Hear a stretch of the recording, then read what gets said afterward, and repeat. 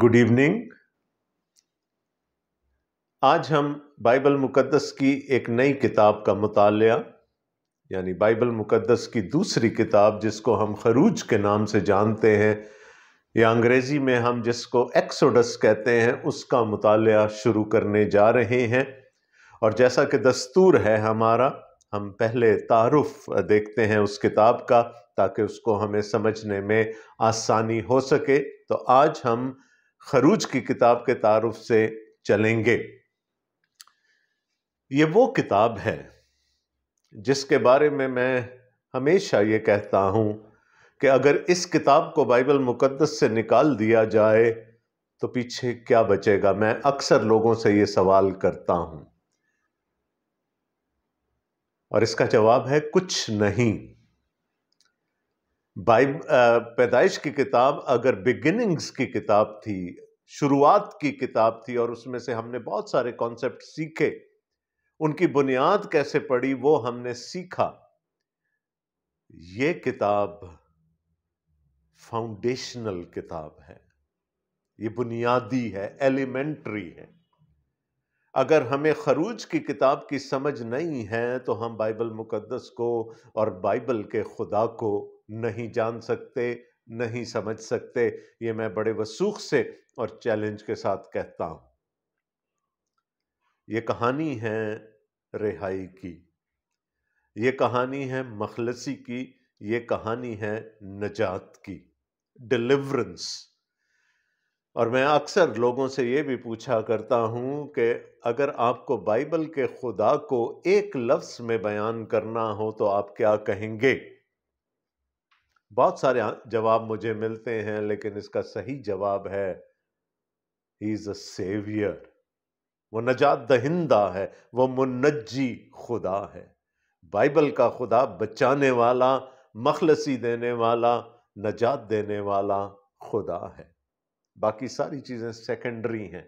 अगर हम खुदा की नजात में ही शामिल ना हो तो फिर हमारे लिए सब कुछ बेमानी है। तो हमारा खुदा नजात देने वाला है, वो नजात दहिंदा है और ये कहानी नजात की है। अगर इस किताब को नहीं समझ पाएंगे तो हम ये खुदावंद यीशु मसीह के वसीले से आने वाली खुदा की नजात को भी नहीं समझ सकते। So this is a very foundational book. It's basic, elementary, और इसका समझना हमारे लिए बहुत जरूरी है। निहायत ही खूबसूरत किताब है, कहानी है, एक सफर है। हम पिछली दफा हमने पैदाइश की किताब का मुतालिया खत्म किया था और वहां पर भी हम सफर करते हुए आए थे। आखिर में हमने याकूब को और फिर यूसुफ को मरते हुए देखा। But they were in the land of Egypt, वो मिस्र में थे उस वक्त। अब जैसा कि पुराने ऐदनामा और नए ऐदनामा के दरमियान तकरीबन 4 सदियों की खामोशी है। खुदा ने कलाम नहीं किया उन 4 सदियों में, उनको तारीख सदियां कहा जाता है, डार्क सेंचुरीज। उसी तरह पैदाइश की किताब और खरूज की किताब में भी सदियों का फासला है। अगर हम एक ही सांस में पढ़ते चले जाएं तो शायद हम इस बारीक से नुक्ते को नहीं जान सकते, लेकिन बीच में 3-4 सदियां हैं जिसके बारे में हमें कुछ नहीं मालूम। यूसुफ मर गया पैदाइश की किताब के आखिर में और अब हमें मूसा पैदा होता हुआ नजर आएगा और दोनों के दरमियान तकरीबन 4 सदियों का फासला है। और उसके दौरान क्या क्या हुआ, बनी इसराइल ने क्या क्या किया, मुल्क मिस्र में जश्न के इलाके में उनके साथ क्या कुछ हुआ, हमें नहीं मालूम। और ना ही हम कोई कयास करने की कोशिश करेंगे, क्योंकि अगर खुदा को ये मकसूद होता कि हमें उन सालों के बारे में, उन सदियों के बारे में बताए तो यकीनन उनका रिकॉर्ड हमारे पास होता। दोनों किताबों को एक चीज जोड़ती है, पैदाइश की किताब को और खरूज की किताब को एक पुल है जो एक जोड़ता है, और उसकी तरफ मैं इशारा करना चाहूँगा। मेरे साथ देखिएगा, पैदाइश की किताब उसका 46वां बाब اور اس کی دوسری آیت سے میں پڑھ رہا ہوں، اور یہ وہ واقعہ ہے جس کو ہم سٹڈی کر چکے ہیں کہ یعقوب نے سفر کرنے کا تہیہ کر لیا، وہ اب اپنے بیٹے یوسف کے پاس مصر جانا چاہتا ہے، اور وہی کہانی ہے وہاں لکھا ہے دوسری آیت میں، اور خدا نے رات کو رویا میں اسرائیل سے باتیں کی، اسرائیل یعنی یعقوب سے باتیں کی، اور کہا اے یعقوب، اے یعقوب، اس نے جواب دیا میں حاضر ہوں، ہنینی، I am available.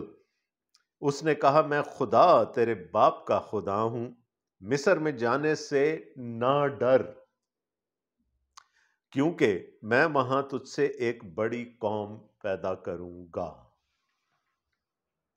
So it was God sending the Israelites into Egypt۔ اس نے کہا یہ جو موعودہ ملک ہے جس کو دینے کا وعدہ میں نے تیرے دادا سے، تیرے باپ سے اور تجھ سے کیا تھا، اس کو چھوڑنے سے نہ ڈر۔ اور میں نے آپ کو یہ بھی بتایا تھا کہ بنی اسرائیل جب جب ملک موعود سے باہر ہوتے ہیں یہ ان کے لیے اسیری ہے، it is an exile for them۔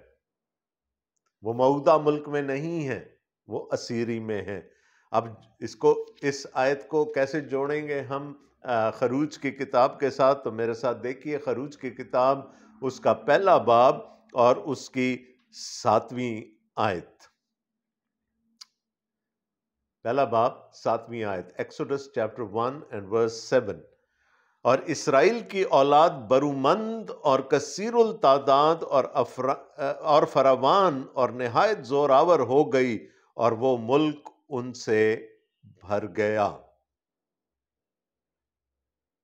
وعدہ کیا تھا یعقوب سے خدا نے کہ نہ ڈر مصر جانے سے، کیونکہ میرا ایک مقصد ہے تجھے مصر بھیجنے میں، اور وہاں میں تجھ سے ایک بڑی قوم پیدا کروں گا۔ اور پھر جب ہم خروج کی کتاب میں آتے ہیں، جب وہ اتنے 100 سال گزر گئے تو لکھا ہے اور اسرائیل کی اولاد برومند اور کثیر التعداد اور فراوان اور نہایت زوراور ہو گئی، اور وہ ملک ان سے بھر گیا۔ اب جب آپ یہ آیت پڑھتے ہیں تو لا محالہ آپ کا دھیان جاتا ہے باغ عدن کی طرف۔ وہاں پر بھی آدم اور حوا کو خدا نے ایک برکت دی تھی، اور more or less it is the same blessing here as well۔ کیا کہا تھا؟ پھلو پھولو، زمین کو محکوم کرو۔ اور یہاں پر اب بنی اسرائیل جن کو خدا نے چنا ہے اپنے لوگ ہونے کے لیے، اپنی قوم ہونے کے لیے، وہ اب کثیر التعداد ہو گئے ہیں، وہ ان کے نمبرز بہت بڑھ گئے ہیں۔ 70-75 لوگ آئے تھے وہاں سے، اور اب لکھا ہے کہ they are now in big numbers۔ تھوڑی سی اور پیچھے چلیں گے تاکہ ہم بنیاد رکھ سکیں اپنی آئندہ آنے والے ہفتوں کی سٹڈی کی۔ پیدائش کی کتاب اور اس کا 12واں باب، جب خدا نے حکم دیا تھا ابرام کو، میں ابراہم کی بات نہیں کر رہا، ابرام کو خدا نے یہ حکم دیا تھا کہ تو اپنے باپ دادا کا وطن، اپنی ذات بوم چھوڑ اور اس ملک میں جا جو میں تجھے دکھاؤں گا، دوں گا، تو میں 3 کام کروں گا تیرے لیے۔ یہ کس سے تھا وعدہ؟ ابرام سے، تجھ سے اور تیری اولاد سے۔ میں تیرے لیے برکتیں رکھی ہیں۔ پہلی چیز، میں تجھے ایک بڑی قوم بناؤں گا۔ ابراہم مر گیا، اسحاق مر گیا، یعقوب مر گیا، یوسف مر گیا، لیکن ابھی تک بنی اسرائیل سینکڑوں میں ہیں، ابھی تک 1000 بھی نہیں ہوئے شاید۔ لیکن ان صدیوں کے دوران، ان 300-400 سالوں کے دوران اب وہ ایک قوم بن گئے ہیں۔ تو ابرام سے کیا ہوا وعدہ خدا کا، اس کا ایک آسپیکٹ ہمیں پورا ہوتا ہوا نظر آتا ہے۔ دوسرا، میں تجھے بڑا نام دوں گا۔ تو اس سے پہلے تو ایک خاندان کی حد تک ابراہم کا نام چلتا تھا، اب اس کے نام سے قوم آباد ہو گئی ہے. خیر کہلاتے تو وہ بنی اسرائیل ہیں، لیکن اولاد وہ ابراہم کی ہے. اس نے، اور آج تک اگر آپ دیکھ لیں تو ابراہم کو خدا نے بڑا مقام، بڑا نام دیا ہے. تو وہاں جانے سے بڑی قوم بھی بن گئے، نام بھی بڑھ گیا ابراہم کا. اور پھر تیسرا وعدہ جو خدا کا تھا، میں تجھے بڑی برکت دوں گا. بڑا نام، بڑی قوم، بڑی برکت. یاد رکھیے گا یہ تین چیزیں. اور برکت کیا ہے؟ وہ خدا کا مشن تھا جو خدا نے ابرام پر ظاہر کیا. زمین کے سب قبیلے تیرے وسیلے سے، تیری اولاد کے وسیلے سے برکت پائیں گے. تو اور تیری اولاد میری نجات کا وسیلہ بنیں گے ساری دنیا کے لیے، سب قوموں کے لیے، سب قبیلوں کے لیے.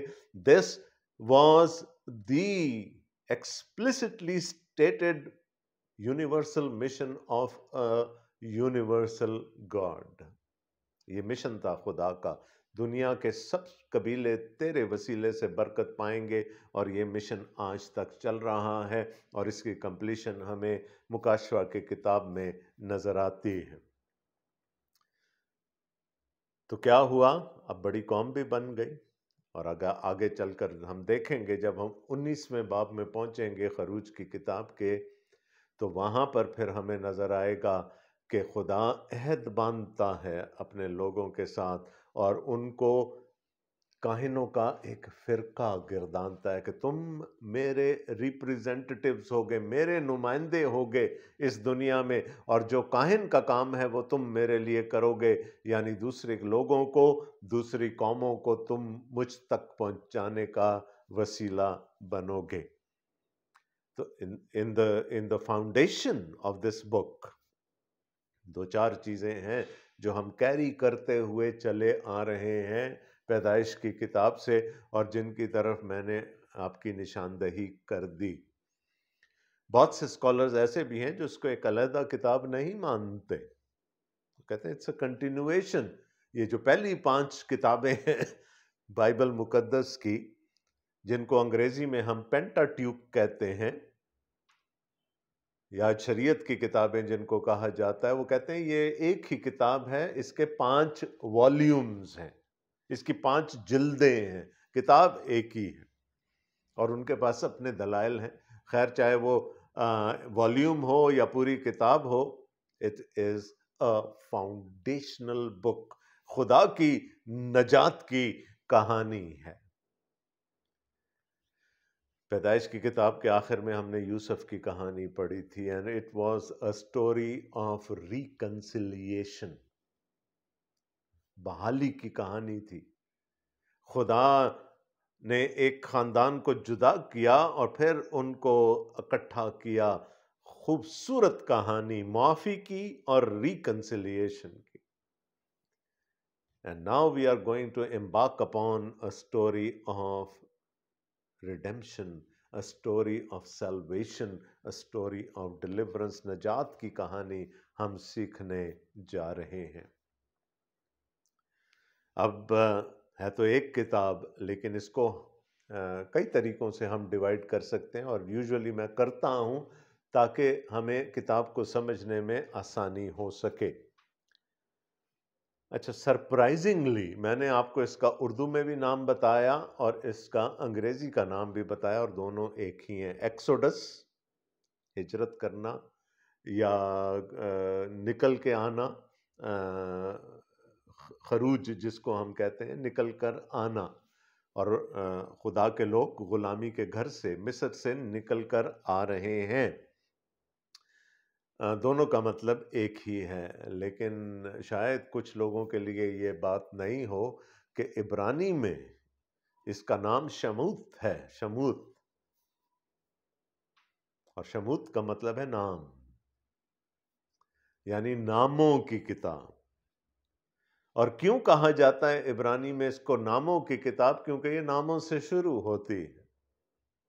اگر ہم خروج کی کتاب کے پہلے باب کی پہلی چند آیات پڑھیں، ابھی میں نے شاید آپ کے سامنے 7ویں آیت پڑھی تھی، لیکن اس سے پہلے کی اگر 6 آیات آپ پڑھیں گے تو نام ہے.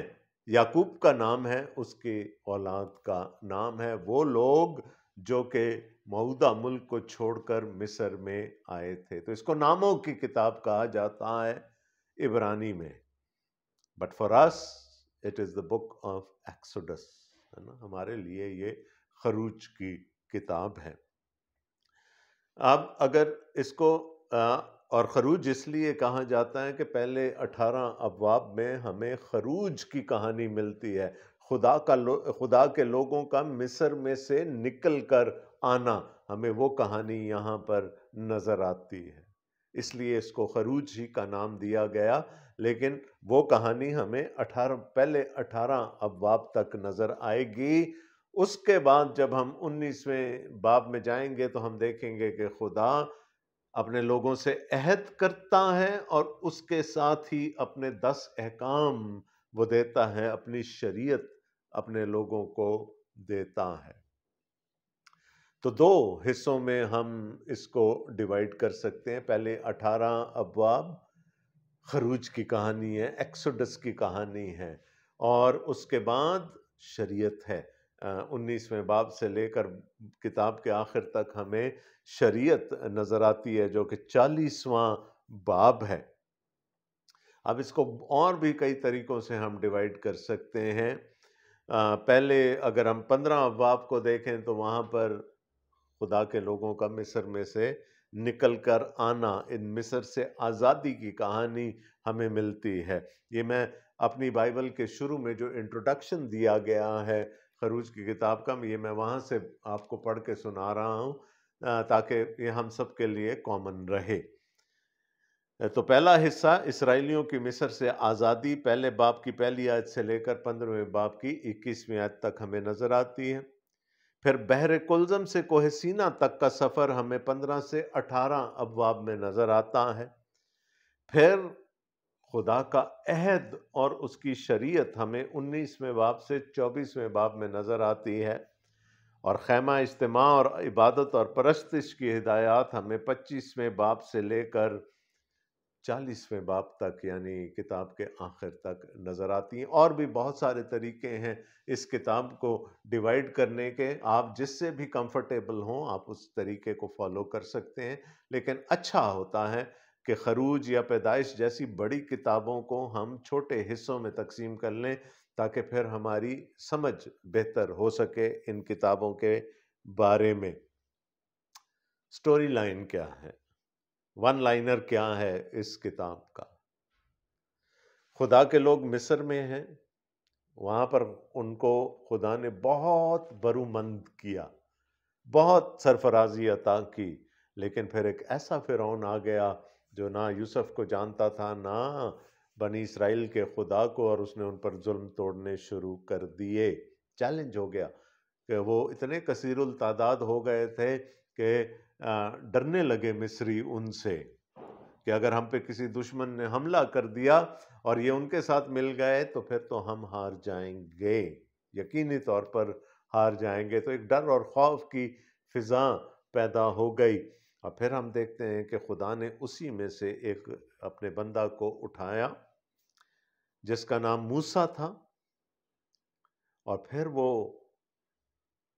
موسیٰ کے وسیلہ سے بنی اسرائیل کو مصر میں سے نکال لایا۔ ہم فرعون کی ہٹ درمی دیکھیں گے، ان 10 آفتوں کو دیکھیں گے جو کہ مصر پر خدا نے نازل کی، اور کیسے ایک رات میں خدا نے ان کو ڈیلیور کیا، ان کو مخلصی دی، ان کو آزادی دی مصر کی غلامی سے۔ پھر انہوں نے بحر کلزم پار کیا، وہ دشت سینا میں آ گئے، سینا کے میدان میں آ گئے، صحرا میں آ گئے، اور پھر انہوں نے وہ سفر کیا، یعنی کلزم سے لے کر کوہ سینا تک کا سفر، اور وہاں پر ہمارا پہلا حصہ ختم ہو جاتا ہے۔ اس دوران یہ بھی ہوا کہ بھوک نے بھی ستایا، پیاس بھی لگی، اور بڑبڑانے بھی لگے اسرائیلی۔ شروع میں ہم نے کیا دیکھا کتاب کے؟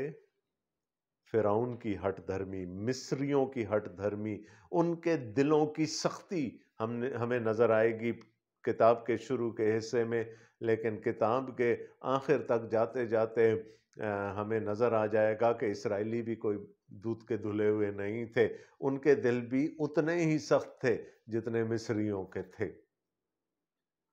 گلہ کرنے لگے، بڑبڑانے لگے، اور بڑبڑانے کی وجہ ہے، جب ہم ان ابواب میں جائیں گے میں وہ آپ کے سامنے رکھوں گا۔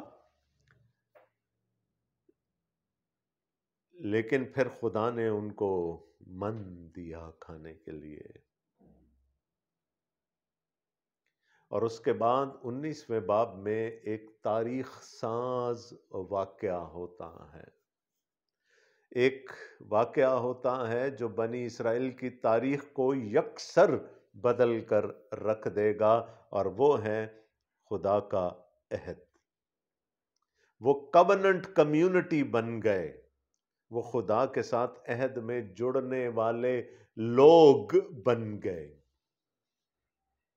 اور یہاں سے بنی اسرائیل کا سارا آؤٹ لک، ان کا سارا پرسپیکٹو چینج ہو جاتا ہے، کیونکہ جب وہ عہد میں بندھے اور انہوں نے مان لی خدا کی بات، تو خدا نے کہا اب تم میرے لیے کاہنوں کا ایک فرقہ ہوگے، you will be my representative to other nations on the earth, تم میری نمائندگی کرو گے۔ اور یوں ان کو اپنا مشن مل گیا۔ اس سے پہلے خدا نے بنی اسرائیل سے کسی قسم کی کوئی ڈیمانڈ نہیں کی تھی، اب خدا ان سے ایک ڈیمانڈ کر رہا ہے that they have to be his people، اور پھر ساتھ ہی وہ کوہ سینا پر گئے، انہوں نے خدا کی آواز کو سنا، ڈر گئے، اور آگے چل کر ہم دیکھتے ہیں 20ویں باب میں خدا نے اپنی شریعت دی، 10 احکام دیے بنی اسرائیل کو، جو کہ شریعت کا خلاصہ تھا۔ اور خدا نے شریعت اس لیے نہیں دی تھی کہ وہ شریعت پر عمل کر کے نجات حاصل کریں گے، نجات تو وہ پا کے آ رہے ہیں، مخلصی کے تجربے میں سے گزر کر آ رہے ہیں۔ خدا نے اپنی شریعت ان لوگوں کو دی جو کہ پہلے مخلصی پا چکے ہیں۔ وہ چاہتا تھا کہ اس شریعت کے وسیلے سے لوگ اس کو جانیں۔ شریعت نجات کا وسیلہ نہیں تھی، نہ تھی نہ ہے۔ ایمان شرط گنا گیا نجات کے لیے۔ خیر یہ وہ باتیں ہیں جن کو میں مزید تفصیل سے جب ہم اس کتاب کا مطالعہ کر رہے ہوں گے تو میں آپ کے سامنے رکھوں گا، آج تو صرف ایک ٹریلر ہے، ایک تعارف ہے۔ خدا نے اپنی شریعت دی، کیوں؟ اس لیے کہ وہ اب اس کی کوننٹ کمیونٹی بن چکے ہیں، وہ اس کے عہد کا معاشرہ بن چکے ہیں، اس کے لوگ بن چکے ہیں، اور ان کے لیے خدا نے اپنے الہی قوانین دیے۔ اور پھر ہم دیکھتے ہیں شریعت، خدا نے ان کو شریعت دی، ان کے ساتھ عہد باندھا۔ 24ویں باب تک ہم یہ کچھ دیکھیں گے، اور پھر چونکہ اب وہ اس کی کوننٹ کمیونٹی بن چکے ہیں، اس لیے خدا نے پھر موسیٰ سے ایک عجیب سی فرمائش کر دی۔ اس نے کہا میں اپنے لوگوں کے درمیان رہنا چاہتا ہوں، I want to reside among my people, I want to tabernacle among my people۔ اب یہ بڑا خطرناک سی ایکویشن ہے، ایک پاک خدا ناپاک لوگوں میں، یہ تو مار ڈالنے کا بڑا ایک آزمودہ نسخہ ہے۔ Holiness of God cannot work with the sinfulness of man۔ اور اس کے لیے پھر خدا نے طریقے دیے کہ کیا ہوگا۔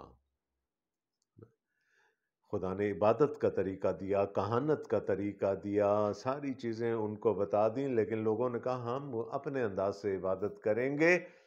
موسیٰ کو تھوڑی دیر لگ گئی پہاڑ پہ، ہارون کو کہا ہمارے لیے سونے کا بچھڑا بنا، ہم اس کی پرستش کریں گے۔ which infuriated Moses، موسیٰ غضب میں آ گیا، اور یوں وہ جو خدا نے طریقہ دیا تھا بنی اسرائیل نے توڑ دیا. پہلے 2 حکم ہی توڑ دیے یہاں پر اس بچڑے کی پرستش کر. تو پھر خدا جب ہم اس کتاب سے آگے چلیں گے احبار کی کتاب میں لیویٹکس میں، تو پھر خدا نے طریقہ بتایا کہ ہاں کیسے میں اپنے لوگوں کے درمیان رہ سکتا ہوں اور کیسے میں ان کی بدی کو ان سے دور کر سکتا ہوں. تو پھر وہ جب ہم خدا نے چاہا کبھی احبار کی کتاب کی طرف گئے تو پھر اس میں ہم دیکھیں گے. سو دس از the story line of the book of Exodus. لیکن جیسے میں بار بار کہتا رہا ہوں، ڈیلیورنس کی کہانی ہے، نجات کی کہانی ہے. ہمیں پہلی دفعہ فدیہ جیسا لفظ سننے کو ملے گا، ہمیں نجات جیسا لفظ سننے کو ملے گا، ہمیں وہ گیت نظر آئے گا کہ جب خدا اپنے لوگوں کو نکال کر لے آیا ملک مصر سے، تو جو گیت انہوں نے گایا جس میں انہوں نے خدا کی نجات کے لیے اس کی پرستش کی، وہ نظر آئے گا.